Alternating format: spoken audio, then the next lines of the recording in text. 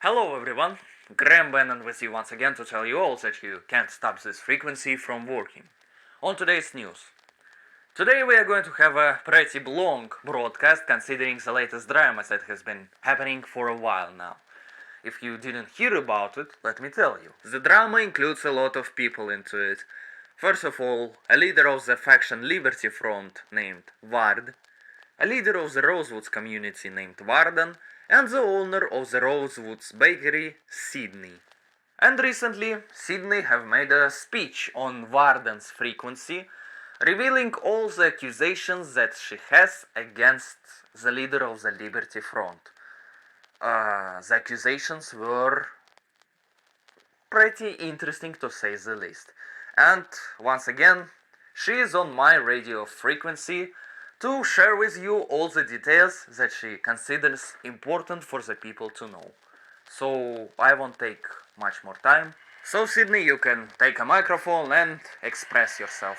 We don't have a time limit. Hello everyone, this is Sidney. For those of you that don't know, I run the Sugar Shack bakery in Rosewood. You might have already heard, or perhaps suspected, but I had been taken to Liberty Front base against my will. I have been released, and I'm okay as I can be for right now. No, that's not true. I'm not okay.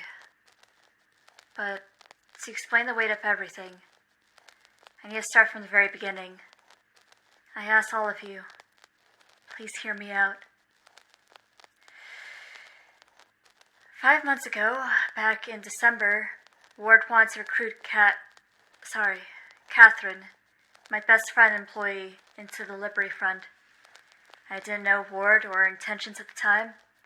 I had hardly spoken 2 words to her, but Ward started to spread lies about me to isolate Kat to try to recruit her. She lied to Kat and told her that her life was in danger, that I was going to sell her out to protect the bakery. She scared her so much that Kat ran away from Rosewood. I didn't know what happened until Graham confronted me about these accusations. I called Kat on the radio and begged her to come home. She did.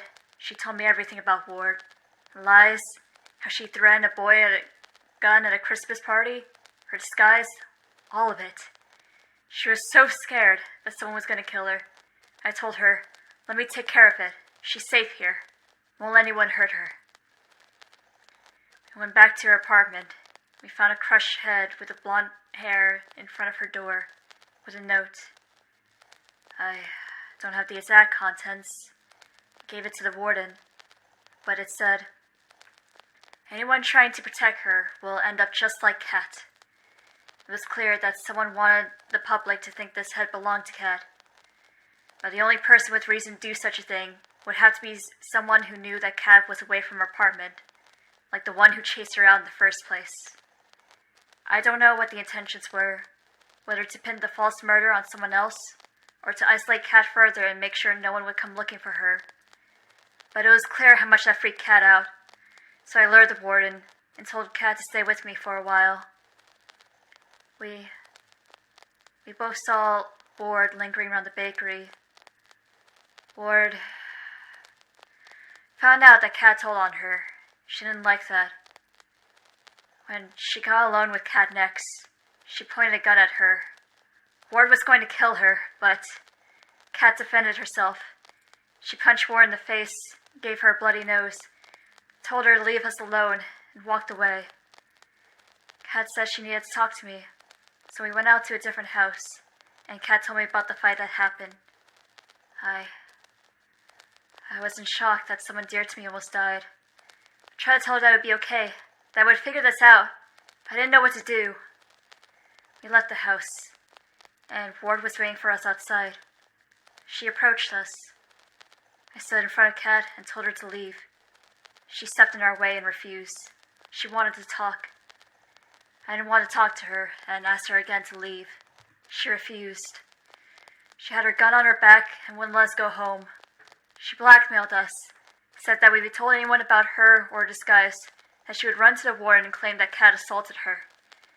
She said that she had the bloody nose to prove it, but we didn't have proof that Ward pointed a gun at Kat. She told us as much and tried to force us to agree to her terms. I didn't think it was fair for Kat to be hit with an assault charge when she was defending her life. At that point, I just wanted to take Kat home. She wasn't letting us. I agreed just to get her to back off and leave us alone. She said she wouldn't touch the bakery. Another week in January, I was talking with Kat in the kitchen. We heard a sound of glass shattering. We ran out to find out that the first set of windows to the bakery had been busted, but no one was in sight. A note was left behind out front. It said, "We see all," with a smiley face touching itself. I reported this to the Warren's team, and they took us seriously. They asked if we had any idea who would do this. I said that the only person that has a grudge against the bakery is Ward, but I didn't have any proof it was her. At the time. Another week forward, this was shortly before the Warren's team went to Grapeseed. Someone broke the second set of windows to the bakery while I was away. There was another note left behind. This one had a drawing of a boot trampling on a coiled snake with the word Viper. Kat showed me the note, and the color was gone from her face. She thought that someone wanted to kill her. I asked her why, and she said that Viper was her call sign in the U.S. Army, and that Ward knew about it. When Kat showed to Grapeseed to help Ward was there and told her, "Better watch your back, Viper." I was at a loss. I filed report after report after report. The Warren's team even gave Kat a police escort for her safety. This all started in December, 5 months ago. 5 months of harassment and threats. Then, that night I was forcibly taken. You all heard on the radio, right? The kidnapper held me captive. He isn't dead. The kidnapper who took me that day is the same one that took me to Ward. They were waiting behind the bakery. I had already been shot in the arm. I didn't know what to do. I didn't want to die. I was taken to their car, and the kidnapper drove me to their base. That kidnapper is part of their group. I don't know why he took me there. He might have been acting on Ward's orders. I was taken to their upstairs room. A boy in a green mask took the bullet off my arm and stitched me up. Ward tried to force me to talk. I didn't recognize her without her disguise, and I ignored her. That boy told her I needed rest first, and I was left alone for the night. I wasn't given any painkillers, so I kept waking up in the middle of the night. I felt exhausted, but my body wouldn't let me sleep. Next morning, Ward approached my bed. She admitted she was the one who broke my windows. She said she did it as a warning. She said something about keeping the deal we made, and that's when I knew it was Ward who was speaking to me. She said she wouldn't touch the bakery, but she's already lied to me before. I haven't spilled her secret after she forced me to keep quiet, yet she broke my windows twice and left note after note threatening Kat. I ignored her, and then a boy came by. He looked like a college student. He brought me soup and a cup of tea. I found out later that his name was Nick. He was kind. He realized how scared I was and tried to calm me down. He told me he joined Liberty Front a couple of weeks ago looking for shelter. He didn't know who I was or why I was there. He overheard Ward admitting to breaking my windows, but he said I didn't seem like the type that would do something to warrant that. He said that Ward talks about going against groups that oppose their views, but he didn't get a straight answer when he asked what those views were. I told him I didn't do anything wrong. I told him all that Ward has done, all because she couldn't recruit Kat into her group. He was sympathetic to my words. He even apologized for everything the Liberty Front has done to us. He truly was kind. We couldn't talk much more after that. Ward stepped into the room and he was sent away. She tried once again to feed me lies and say she was on my side. I ignored her. The boy in the green mask came back to check on me that second night. He disinfected my wound and took care of the stitches. He was careful and tried to warn me of the pain. I asked why someone like him was with this group. He defended Ward at first, until I told him that Ward had been harassing me. He was surprised. He clearly had no idea what Ward's been doing. I wanted to talk more, but my body gave in to exhaustion after that restless night. I didn't know this until after I got away from their base, but I found out that Warren filmed me that night while I was sleeping and broadcasted it on live TV. I was not aware that she had done this. I would have never agreed to it if I had been given the choice. The fact that she did it without asking me and while I was asleep, it's creepy. She had already been stalking and harassing us for months. She had me trapped at her base, and she waited until I was asleep to film me. She robbed me of any agency I had over myself. She breached so far. And for what? To play hero and use my sleeping body as part of her propaganda? It's invasive. I feel gross. I don't understand. The others at Liberty Front aren't like this. So why is someone like her the leader? Why couldn't it have been someone like Carl? He was kind to me too. Much older than the rest of them. He brought me food and tea. Seemed concerned over my injury. But like the others, he had no idea who I was or why I was there. It became very clear to me that Ward doesn't tell her group anything.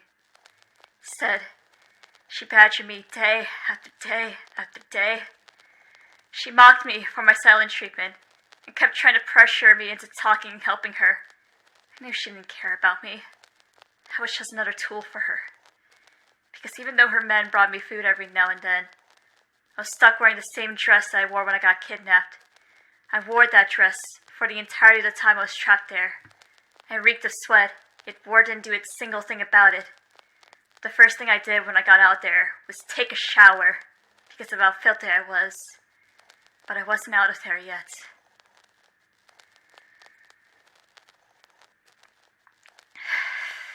That last day, I met one more individual.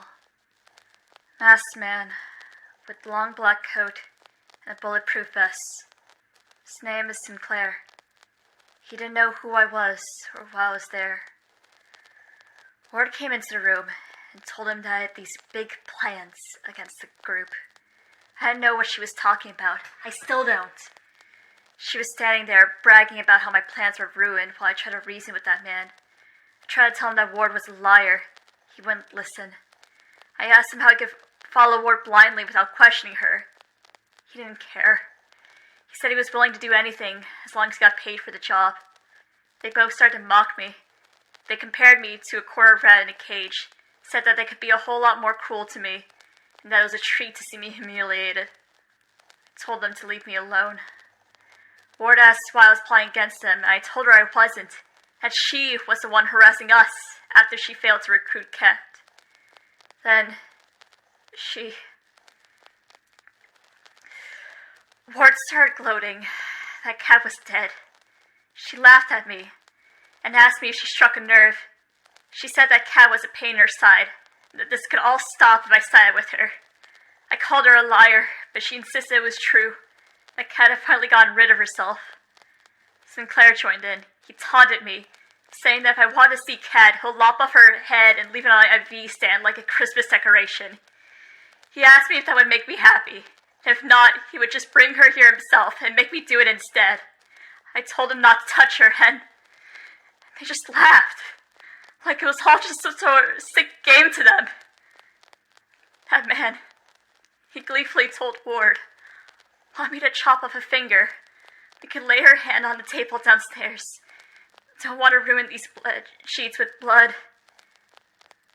And Ward actually wanted to. She was smiling, laughing, saying that they could just blame it on the injury before. But she backed out, because she wanted me in pristine condition to meet Graham. I asked her how she could be like this, how she could openly mock people's deaths as if lives were meaningless to her, how she could gleefully talk about cutting off someone's fingers, and how many words she would twist for her own benefit. She didn't care. She said it was all for some bigger picture, and left. Graham came in with Ward and Sinclair. He asked to speak with me alone. They refused. They said they had to watch the IV to make sure I didn't pass out. That was a complete lie. My wound had fully healed at that point. He asked to take me to the hospital to see a proper doctor. They refused. They said I was in too dangerous of a condition to transport. All I had was a gunshot wound that was already healed. They were full of it. I called them out, but they ignored me. Graham finally got them to leave the room after a while. I told him everything about how they were treating me. He said he would get me out of there, and left. I didn't know what to do. I thought it might be impossible for me to leave safely. I heard chatter. Then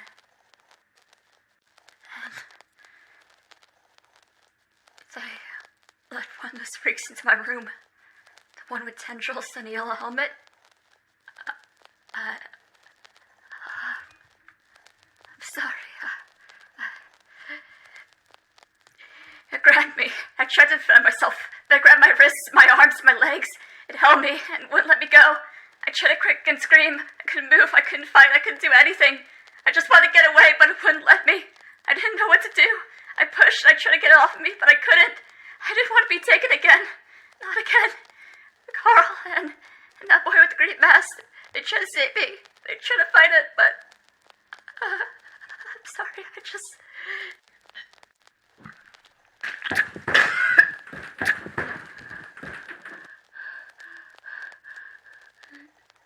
Well, shit.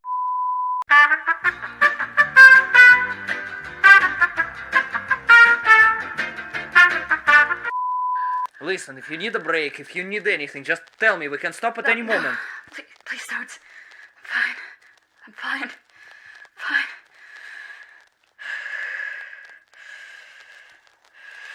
Just take it easy, alright?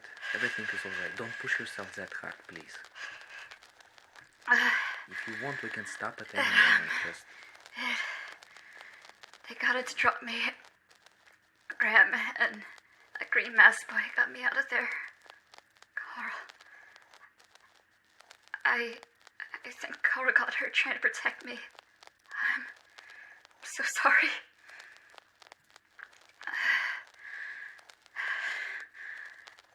I have no idea where Warder and Sinclair were during all of this. Sinclair came back and tried to get the ass boy to leave. Kept pushing for it, even after the boy refused. I think Sinclair was trying to force his way into being alone with me. Ward came back. She was yelling at them of how they should let that freak take me. She made some kind of deal with it. Something about getting weapons. Bigger weapons? I don't know. I kept arguing until they decided to drop me off at the hospital, so I finally got to leave.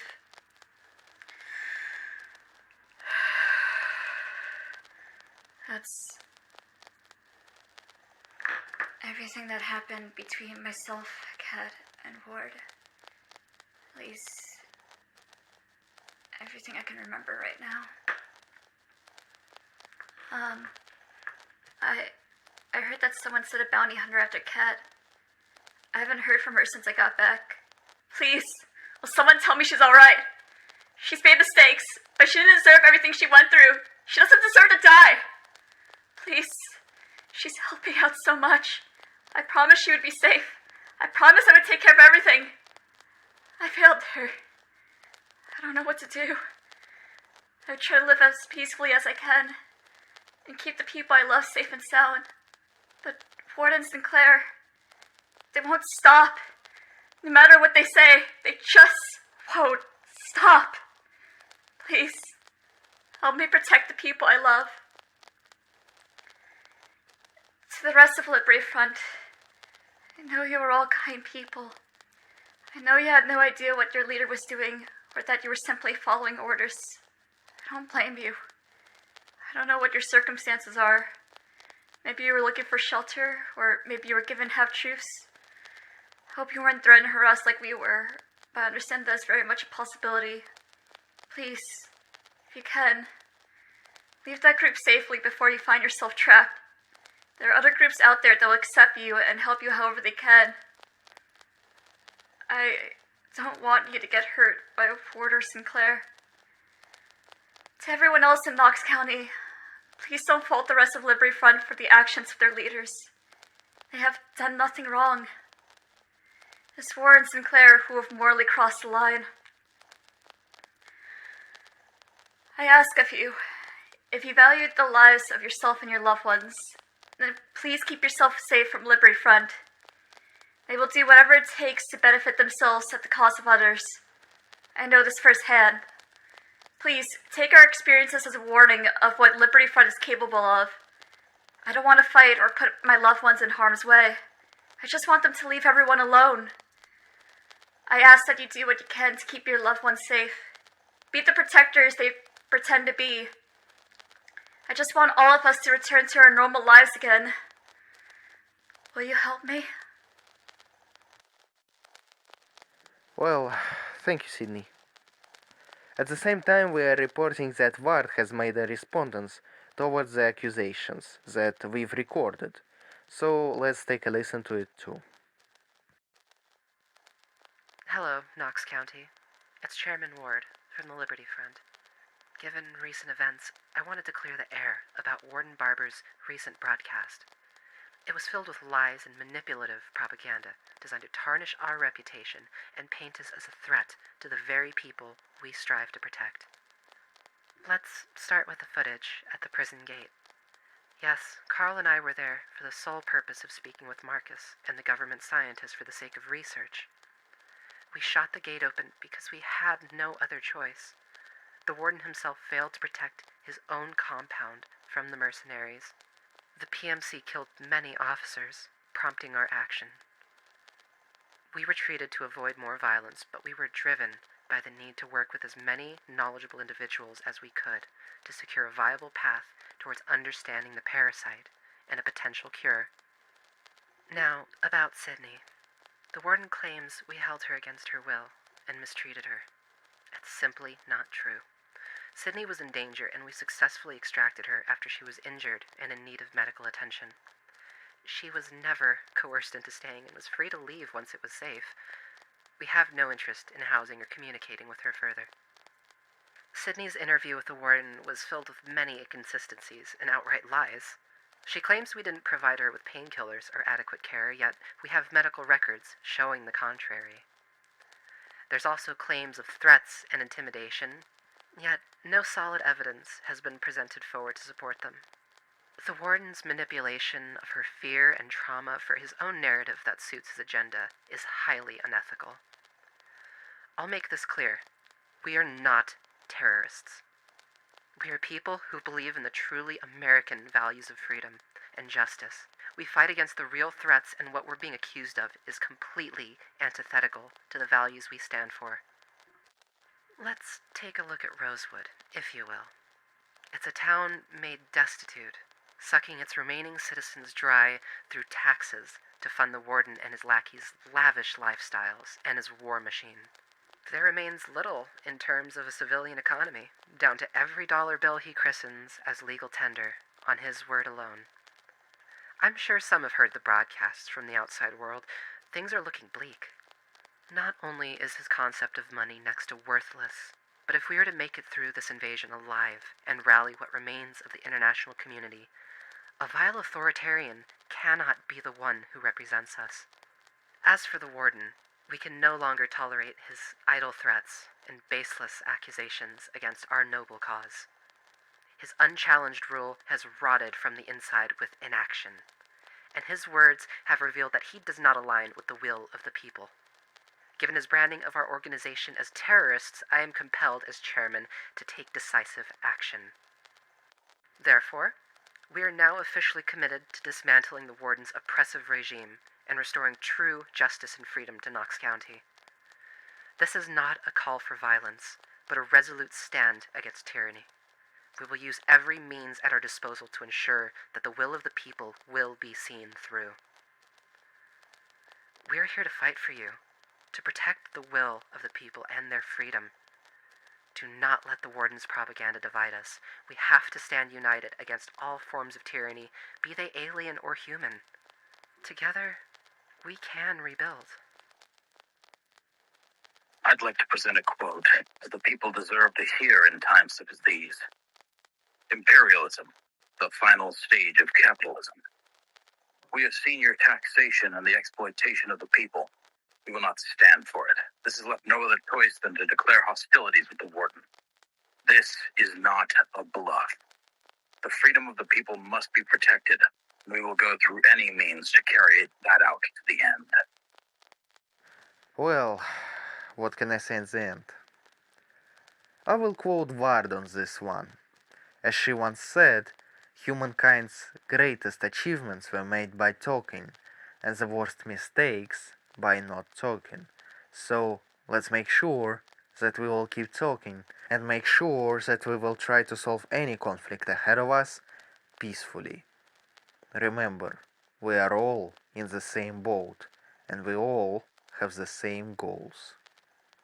Thank you all for listening, and remember, you can't stop this frequency from working.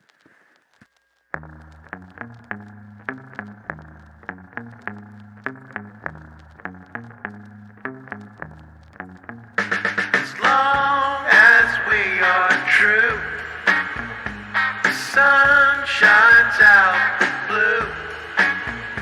As long as we are true, the stars come into view. As long as we are true, it's up to me and you.